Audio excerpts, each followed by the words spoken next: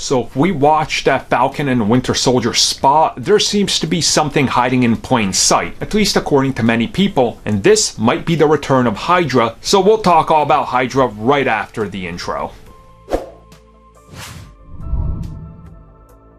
So if you have been keeping up with the MCU, you know that Hydra has already been defeated like 4 times. Not just in the films and what happens in The Winter Soldier, but Agents of S.H.I.E.L.D. has dealt with Hydra in a huge way, and they were defeated, but of course Hydra can always make a comeback, and that's something that's been established in the comics and the MCU. They also have a deep retcon connection to the Inhumans in the MCU. That's a whole thing. You should really watch Agents of S.H.I.E.L.D. if you want more Hydra. But anyways, during that TV spot, there seems to be a bunch of base jumpers that have on them what people are assuming is the new Hydra colors. And you know, this could be it, but realistically, I wouldn't hold out too much for a new reformed Hydra. I mean, let's be real, you can't just call yourself Hydra 2.0 and everybody in the world is going to accept that you're back considering what you did. But it really wouldn't surprise me if Baron Zemo is trying to reform some sort of special Hydra cell that is operating from within and it's trying to re-infiltrate the governments of around the world. Again, trying to go from within the inside and then kind of corrupt everything, which again is what Hydra did. And since it is Baron Zemo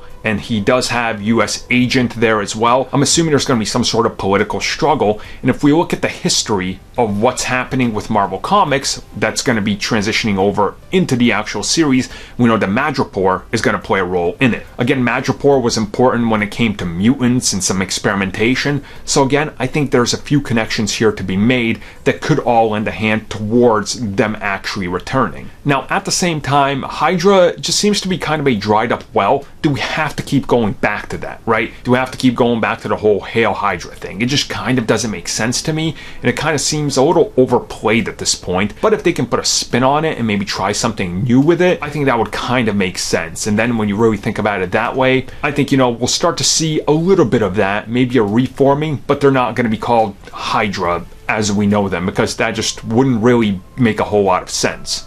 Now, using the sympathizers that are still left over and forming a new style of empire, maybe a secret empire, that would work.